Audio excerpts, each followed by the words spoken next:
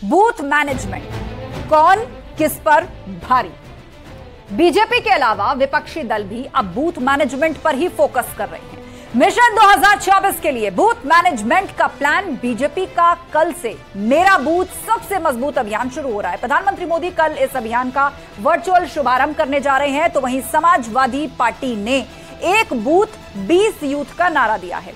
2024 के लिए अखिलेश यादव ने इसकी कमान संभाली है। बीएसपी की बात करें तो उसने हर बूथ 10 यूथ का नारा दिया है। 1 लाख गांव तक पहुंचने का टारगेट दिया है। तो वहीं कांग्रेस का यूथ जोड़ो बूथ जोड़ो कार्यक्रम है। कुल मिलाकर सियासत बूथ के ही इर्द गिर्द बुननी शुरू हुई है, जिसमें हर बूथ पर युवाओं की टीम बनाई जाएगी। तो सवाल वही, बूथ मैनेजमेंट की तैयारी कौन किस पर भारी। 24 का युद्ध, किसका बूथ सबसे मजबूत। शुरू करेंगे डिबेट, लेकिन पहले ये रिपोर्ट देखिए।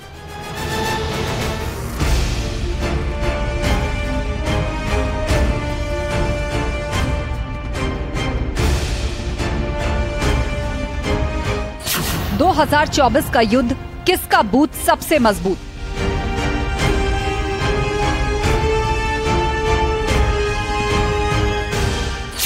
कार्यकर्ताओं में जोश, मोदी देंगे बूस्टर डोज। मेरा बूथ सबसे मजबूत कार्यक्रम का वर्चुअल शुभारंभ देश के यशस्वी प्रधानमंत्री आदरणीय नरेंद्र मोदी जी करेंगे। भारतीय जनता पार्टी का मानना है कि चुनाव के दिन बूथ का जो अध्यक्ष होता है वही चुनावी महाभारत का अर्जुन होता है, और जो बूथ जीतता है वो चुनाव जीतता है। 24 में 80 का टारगेट, जीत का मंत्र होगा सेट।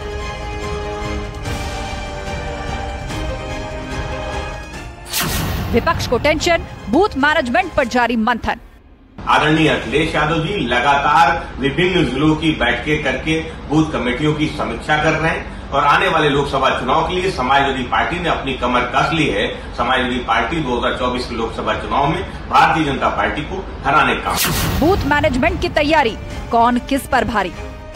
विपक्ष कुछ नहीं कर पाएगा और बीजेपी 80 जीतेगी और विपक्ष पूरी तरह से हार का सामना करेगा। जमानतें भी चल रही है। प्रायोरिटी किसको देंगे? बहुजन समाज पार्टी।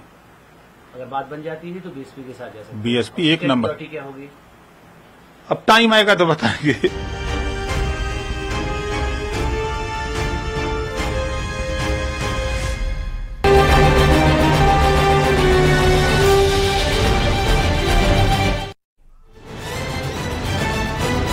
और चलिए आप जान लेते हैं महाबहस के 3 राउंड के सवाल, एक एक करके वो सवाल आपके सामने जो आज हम सभी पैनलिस्ट से पूछने जा रहे हैं। सवाल नंबर 1, पीएम मोदी का एक्शन, विपक्ष को क्यों टेंशन। बूथ लेवल पर तैयारी चल रही है और बीजेपी का हमेशा से नारा रहा है मेरा बूथ सबसे मजबूत, यानी बूथ स्तर से ही पकड़ को मजबूत करना है। सवाल नंबर 2, 2024 का युद्ध, किसका बूथ सबसे मजबूत। सभी सियासतदानों से पूछेंगे, हर किसी के अपने अपने दावे हैं। इसके अलावा डिबेट के अंतिम पड़ाव में सबके लिए सवाल रहेगा। राउंड 3 में हम पूछेंगे क्या बूथ मैनेजमेंट से मिलेगी 2024 में जीत। ये फॉर्मूला बीजेपी के लिए खूब कारगर रहा है और अब बाकी पार्टियां भी इसे लेकर अब प्रयोग कर रही हैं। तो आखिर किसका प्रयोग होगा कामयाब 2024 के लिए। चर्चा के लिए हमारे साथ गेस्ट पैनल जुड़ गया। लौक अवस्थी जी हैं, प्रवक्ता बीजेपी। कपिल श्रीवास्तव जी जुड़ चुके हैं, प्रवक्ता समाजवादी पार्टी। इसके अलावा प्रियंका गुप्ता जी हमारे साथ हैं, कांग्रेस की प्रवक्ता। राजेश गौतम जी हमारे साथ जुड़ गए हैं, नेता बसपा। आलोक वत्स जी राजनीतिक विश्लेषक भी हमारे साथ हैं। आप सभी मेहमानों का बहुत बहुत स्वागत है। चर्चा की शुरुआत करते हैं और सवाल सबसे पहले कपिल श्रीवास्तव जी आपसे, ये मेरा बूथ सबसे मजबूत, इस प्रयोग की शुरुआत, इस नारे की शुरुआत भाजपा ने की थी, लेकिन अब 2024 आते आते विपक्षी दल भी इसी तर्ज पर प्रयोग कर रहे हैं। आप 20 यूथ की बात कर रहे हैं, बसपा 10 यूथ की बात कर रही है, लेकिन ये यूथ और बूथ के इर्द गिर्द ही इस सियासत की शुरुआत हमें नजर आ रही है। लेकिन सवाल मेरा आपसे ये है कि 2024 का युद्ध, किसका बूथ सबसे मजबूत। सबके अपने अपने दावे, आपका जवाब। देखिए, बहुत स्पष्ट सी बात है कि चाहे कभी भी चुनाव हुए, निश्चित तौर पे बूथ मैनेजमेंट सभी पार्टियों ने किया है। ये बात अलग है कि उसका प्रोपेगेंडा किसी ने नहीं। लेकिन जब एक प्रोपेगेंडे की शुरुआत होती है तो जो आदमी प्रोपेगेंडा नहीं भी करता है उससे पूछने पर वो अपनी बातें कहता है। एक बूथ पे 10 यूथ तो हमारे पास पहले ही से थे। हम तो कहते थे कि हमारी डबल कमेटी, और आज जो हम लोगों ने संकल्प लिया है वो 20 का इसलिए लिया है कि हम भी जो है एक चीज समझ रहे हैं कि 50 बूथ के साथ साथ जो एंटी इनकम्बेंसी है उसको जनता तक कैसे पहुंचाएं।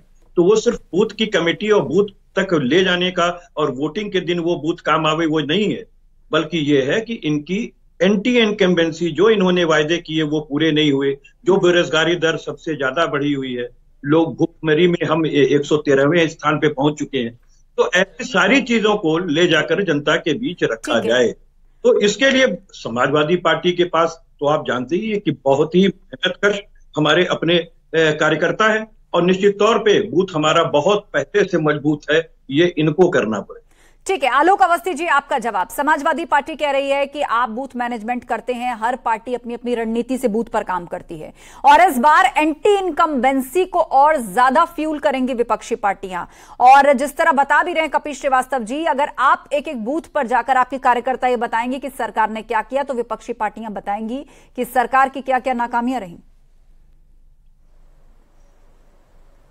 देखिए, आपने नाकामियों की चर्चा शुरुआत में ही कर दी है, तो यह नाकामियां तो समाजवादी पार्टी के सारे रिजल्ट, जितने भी जनता रिजल्ट दे रही है, नाकामी ही दिख रही समाजवादी पार्टी की। 4 आम चुनाव लोकसभा और विधानसभा के हो चुके हैं, 2 लोकसभा के 2 विधानसभा के आम चुनाव, दोनों में नकारा साबित हुई समाजवादी पार्टी। साथ ही साथ स्थानीय निकाय के चुनाव हो चाहे पंचायत के चुनाव हो, सब में नकारा साबित हुई है। तो बूथ इनका मजबूत कभी नहीं रहा है। बूथ में यह जरूर बूथ के लुटेरे होते थे, गुंडागर्दी करके वहां पे लूट करते थे, वह हमारी सरकार ने कानून व्यवस्था ठीक करके बंद कर दी है। और जहां तक की हमारी बात है, भारतीय जनता पार्टी एक सशक्त संगठन है, लाखों करोड़ों कार्यकर्ता हमारे साथ में हैं। कल प्रधानमंत्री जी भोपाल से सभी बूथों से संपर्क करेंगे, हमारे सभी बूथ के अध्यक्ष, मंडलों के अध्यक्ष या विभिन्न जगहों पर एकत्रित होकर के हम प्रधानमंत्री जी को लाइव सुनेंगे और प्रधानमंत्री चिन्हित बूथ के सदस्यों से बात भी करेंगे। तो इस तरह का एक बड़ा कार्यक्रम ने पूरे देश भर में किया हुआ है, और यह जो है हमारे जो कुशल संगठन है उसकी पहचान है। ठीक है, प्रियंका गुप्ता जी, आपकी क्या तैयारी है बूथ पर? बसपा ने कहा 1 बूथ 10 यूथ, समाजवादी पार्टी ने कहा 1 बूथ 20 यूथ, बीजेपी कह रही है हमारा बूथ सबसे मजबूत, कांग्रेस कहां पे? देखिए आस्था जी, भारत जोड़ो यात्रा की अपार सफलता के बाद एक बार फिर जोड़ने की बात कांग्रेस पार्टी करके चली आ रही है, क्योंकि एकता ही मूल मंत्र है। अगर आप किसी ऐसी शक्ति से जो है फाइट कर रहे हैं जो तोड़ने में विश्वास रखती है, जो बांटने में विश्वास करती है, तो उसका एक ही काट होता है कि वो एकता के साथ जुड़कर उसका सामना किया जाए। चाहे वो यूथ को जोड़ना हो, चाहे वो किसान को जोड़ना हो, चाहे वो महिलाओं को जोड़ना हो, चाहे बेरोजगारों को जोड़ना हो, हर तरह से जोड़ने की राजनीति करने निकली है कांग्रेस पार्टी। और मैं आपको बता दूं कि जिस तरह से आज आरबीआई ने ये कह दिया कि महंगाई के चलते, महंगाई की मार के चलते लोगों ने खरीदारी बंद कर दी है।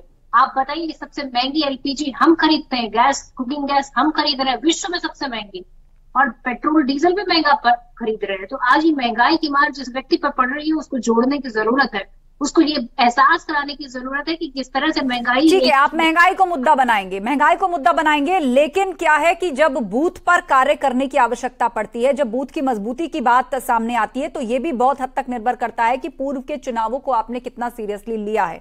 चुनाव दर चुनाव पार्टियां और संगठन खुद को मजबूत करते चलते हैं, पूर्व में हुई सफलताओं असफलताओं का आकलन करते हैं, और कांग्रेस पार्टी तो उत्तर प्रदेश से विधानसभा चुनाव के बाद लगभग गायब सी है। राकेश गौतम जी, आपने कहा है कि 1 बूथ 10 यूथ, समाजवादी पार्टी कह रही है 20 यूथ। देखो आस्था जी, हमारा यूथ हर जगह मजबूत, हर बूथ पे मजबूत। हमारा कम से कम हर बूथ पर हमने कम से कम 10 से 12 हमारे उसमें यूथ हमारे तैयार हैं। और मैं आपको बताना चाहूंगा कि माननीय बहन जी ने हर स्टेट के अंदर 50% यूथ को जिम्मेदारी दी है, क्योंकि इस बार जो चुनाव का विश्लेषण होगा सारा यूथ मतलब नौजवानों के हाथ में होगा, तो इस बार परिवर्तन जरूर आएगा। चलिए, तो आप कह रहे हैं कि इस बार यूथ को भी आप जोड़ेंगे, लेकिन उसके लिए क्या रणनीति है, इस पर आपसे विस्तार से सवाल जवाब होंगे। लेकिन आलोक वत्स जी, बूथ लेवल तक अब हर पार्टी, खासतौर पर विपक्षी पार्टियां भी अब काम कर रही हैं, यूथ को खुद के साथ जोड़ रही हैं। सत्ता पक्ष अगर यह बताएगा कि हम विकास की राजनीति करते हैं, तो विपक्षी दल जो उनके हिसाब से सरकार की नाकामियां हैं वो पहुंचाएंगी।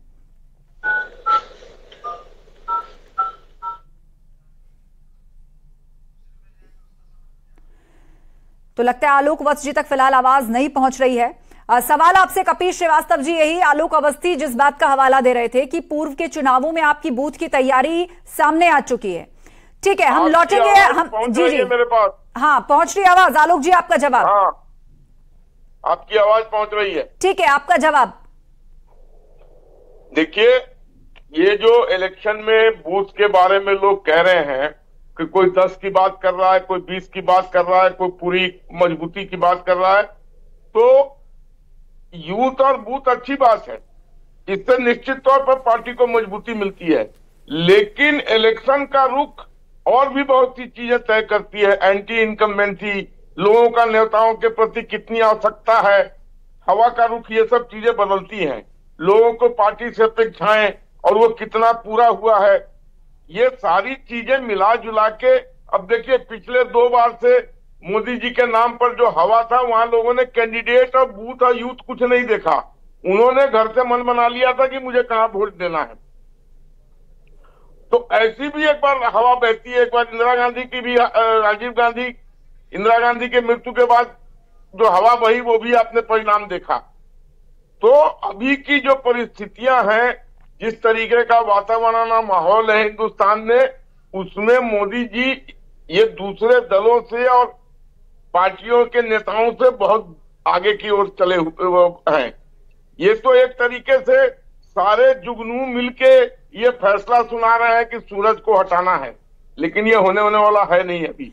ठीक है, मेहनत करें, कुछ करें, लेकिन जो नेट अभी का रिजल्ट जो नजर आ रहा है, ये मिलने से पहले भी खर रहे हैं।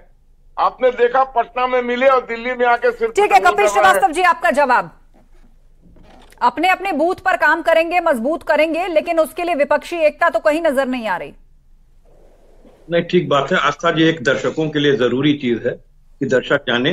तमाम चैनलों पे हमारे मित्र जो हैं, आलोक जी अभी इस पहले बोल रहे थे, वो भाजपा नेता और भाजपा प्रवक्ता के रूप में बैठते हैं। जनता को जानना चाहिए कि ये भाजपा के हैं। अब मैं दूसरी बात कहता हूं, देखिए गाना गाने से काम नहीं चलता है। हमने 13.5% मतों की अभिवृद्धि की है और 111 अपनी और कुनबे की 125 लेके आए। 210 सीटों पे मात्र 200 से 1000 वोटों के बीच में हम चुनाव हारे हैं, जो कि प्रशासन के द्वारा हराया गया। बनारस में यही राजभर साहब ने, आपने देखा था कि ईवीएम्स कैसे गाड़ी से लूटी जा रही थी, रोका कि नहीं रोका। तो ये तमाम चीजें हैं। हकीकत यही है कि 13.5% के मत की अभिवृद्धि आस्था जी बहुत बड़ी अभिवृद्धि होती है, जो समाजवादी पार्टी पर के हमारे कार्यकर्ताओं ने बूथों पर जिता करके दी है और बूथों पर हमने दिखाया है अपनी ताकत। तब 80 सीटें ये कम हो गए। डबल इंजन की सरकार है इनकी, प्रशासन इनके हाथ में। तो लेकिन ये चलेगा नहीं। हो सकता है कि देखिए हम लोग तो जो भी बात कर रहे हैं, एंटी इनकम्बेंसी इन पे इतनी है कि इनका पहले ही संकल्प पत्र का वादा पूरा नहीं, और जनता बहुत ही समझदार है, उसको कहना नहीं चाहिए। एक तुकबंदी के तौर पे कह रहा हूं कि देखिए, जब कोई वादा खिलाफी करता है, जैसे किसानों के बिजली का बिल माफ और क्या बोलते हैं प्रदेशवासियों के बिजली का बिल हाफ, तो ये तमाम ऐसी चीजें हैं। पुरानी पेंशन इन्होंने छीनी, नहीं दिया, अनुदेशकों का हिसाब है, अनुदेशक कहने के बाद भी नहीं कर रहे, तो जनता बूट न मजबूत करके रखी हो इनके लिए। ठीक है, आलोक अवस्थी जी। देखिए आस्था जी, समाजवादी पार्टी जो बात कह रही है, एक कहावत है कि नाच ना आवे आंगन टेढ़ा। तो अगर पार्टी का नेतृत्व इनका फेल हो गया है तो बता देंगे कि व्यवस्था खराब है। मैं पूछना चाहता हूं कि 2014 में तो आपकी सरकार थी, लोकसभा के चुनाव हुए और आपका सुपड़ा साफ हो गया, 5 सीटें आप क्यों पाए और हम 73 सीटें कैसे पा गए। वहीं 2017 में भी आपकी सरकार के रहते विधानसभा का चुनाव हुआ था, आप कांग्रेस के साथ मिलकर चुनाव लड़े और आप जो है हाशिए पर पहुंच गए, 45 सीटों पर पहुंच गए। 50 का आंकड़ा भी नहीं पार कर पाई समाजवादी पार्टी और हमको 325 सीटें दी। इसलिए ये बातें मत कहिए कि सरकार रहते से कुछ चुनावों में फर्क पड़ता है। सरकार रहते आप 2 आम चुनाव हार चुके और आपको जनता ने नकारा इसलिए क्योंकि आपका नेतृत्व नकारा था, झूठा था, इसीलिए आप हारे। तो आप ये मत कहिए कि हम प्रशासन ने आपको हरवा दिया है। यह नेता की लोकप्रियता उसकी हार और जीत को तय करती है और उसकी जो जनता के प्रति उपलब्धता और उसकी विश्वसनीयता, उसके आधार पर चुनाव जिताया जाता है। और दूसरी बात यह है कि हमने एक जो वंचित वर्ग था उसको सशक्तिकरण किया है, हमने वंचित वर्गों को सशक्तिकरण किया है। आप लोगों ने उपेक्षित वर्गों का को जो है वंचितों को खाली आंशिक लाभ देकर एक लालच दिखाया और जीवन भर उनको को कमजोर रखा, और कमजोर इसलिए रखा कि वो हमेशा आप पर आश्रित रहे। हमने वो हटा दिया, हमने उनको मजबूत किया है और उसकी वजह से आज ठीक है आलोक जी, आप ये सारी उपलब्धियां जनता के बीच में लेकर आना चाहेंगे, लेकिन प्रियंका गुप्ता जी मेरा आपसे सवाल, केंद्र में जब चुनाव होगा 2024 में, अभी से विपक्ष एक मंच पर आने की कोशिशें कर रहा है, लेकिन अभी तक कोई क्लियर पिक्चर नहीं आ रही है। कुल मिलाकर कांग्रेस पार्टी के नेतृत्व में विपक्ष की तमाम पार्टियां नहीं आना चाह रही। ऐसा लग रहा है कि अलग अलग मोर्चे, अलग अलग खिचड़ियां पकड़ी हैं सबके बीच में। आस्था जी, मैं आपको याद दिलाना चाहूंगी 2014 के पहले भी सरकार थी और वो यूपीए 1 और यूपीए 2 की सफल जो है जॉइंट में जो सरकार बनी थी उसका संचालन कांग्रेस पार्टी के नेतृत्व में हुआ था। तो ये कहना बिल्कुल बेबुनियाद होगा कि कोई विपक्ष हमारे साथ नहीं, तब भी विपक्ष हमारे साथ था। और आप ये पूछिए कि भारतीय जनता पार्टी ने जिसके साथ भी अलायंस किया, क्या आज वो पार्टियां उनके साथ हैं? एक एक करके सब पार्टियां इनको छोड़ती हुई चली गई। तो सबसे बड़ी समस्या तो भारतीय जनता पार्टी के पास है। दूसरे, इन्होंने जो वादे किए हैं वो कहीं से पूरे होते दिखाई नहीं देते, चाहे वो रोजगार की बात हो।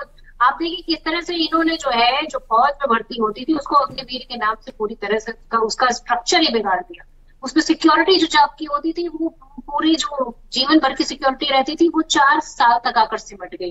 पुरानी पेंशन पर ये मुंह नहीं बोलते, ये दुनिया भर की चीजों पर खर्च कर सकते हैं, अपने प्रचार प्रसार पे खर्च कर सकते हैं, सरकारी खर्चों में रैली कर सकते हैं, पर ये पुरानी पेंशन देने के लिए इनके पास पैसा नहीं है। सिलेंडर के प्राइस उत्तर प्रदेश में 500 रुपए नहीं हो सकते, लेकिन अन्य प्रदेशों में हो सकते हैं जहां कांग्रेस की सरकार है, चाहे वो हिमाचल हो, चाहे वो राजस्थान हो, चाहे कर्नाटक हो। क्योंकि इन्हें आम आदमी से कोई सरोकार नहीं है, इनके मित्रों से इनको सरोकार है जिनके लिए ये काम करते हैं।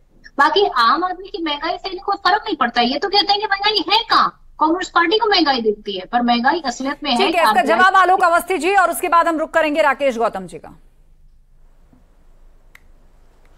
देखिए, कांग्रेस का नेतृत्व इतना नकारा है, उसके बाद भी कांग्रेस के प्रवक्ता उसका गुणगान कर रहे हैं, तो मुझे कोई दिक्कत नहीं है। कांग्रेस को पूछिए आप, 1984 के बाद से कब उनकी सरकार बहुमत में आई है?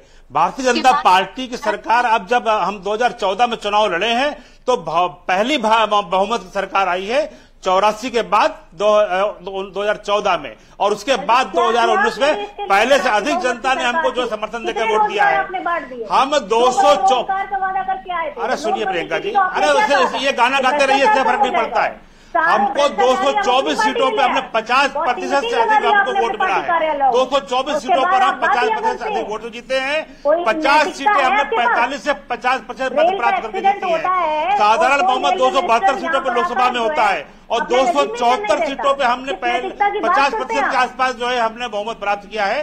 तो एक लंबी लकीर खींची हुई है। तो नकारे नेतृत्व जितने भी हैं, ये ढोल के पोल है, ये ढोल के पोल चाहे कितने भी ढोल बजावें, इनके इकट्ठा होने से भारत की जनता का मनोबल नहीं घटने वाला है।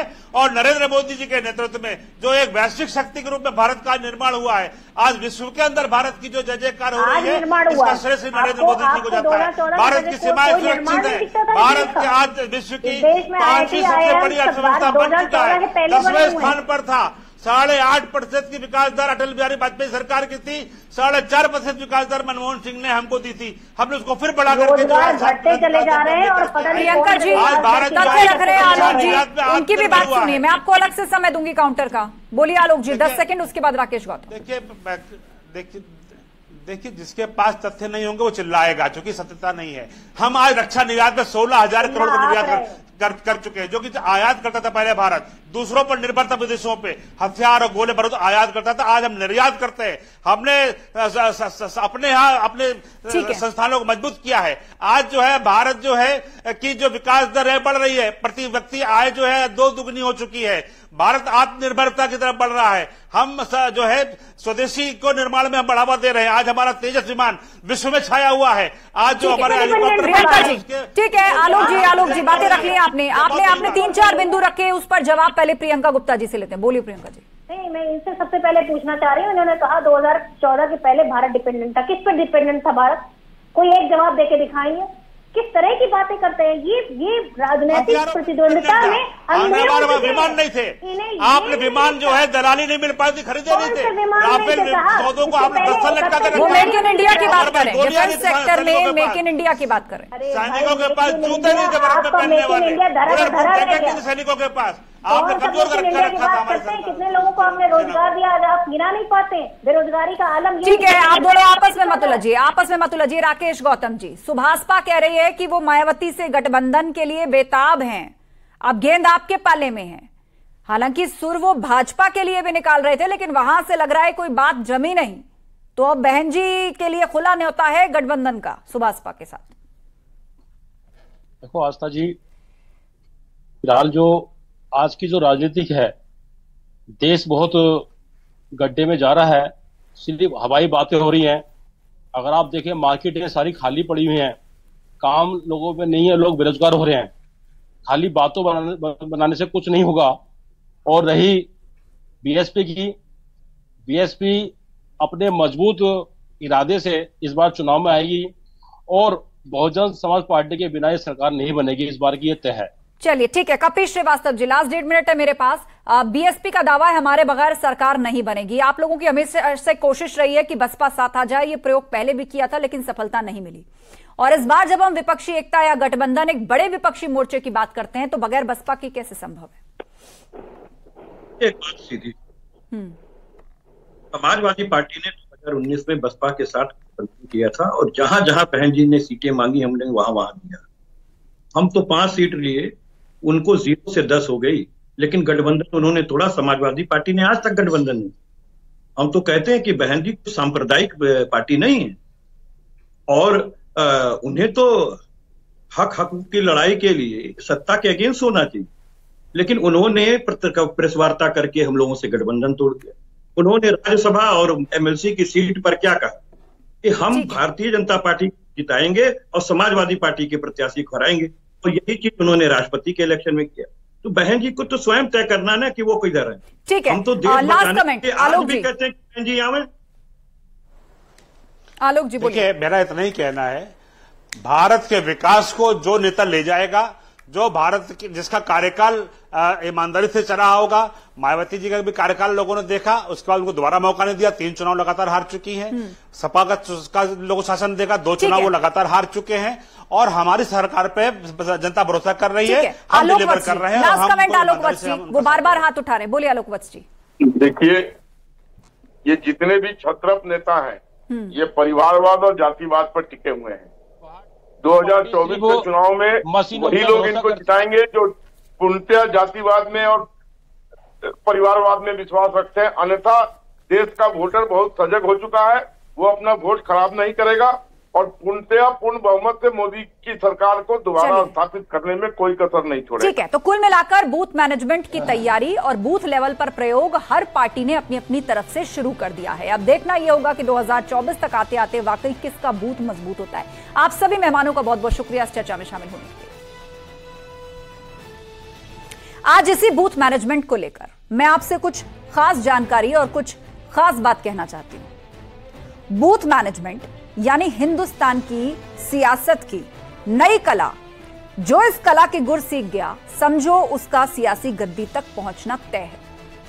लेकिन जरा सोचिए, यह बूथ मैनेजमेंट है क्या और इसकी जरूरत क्यों पड़ रही है?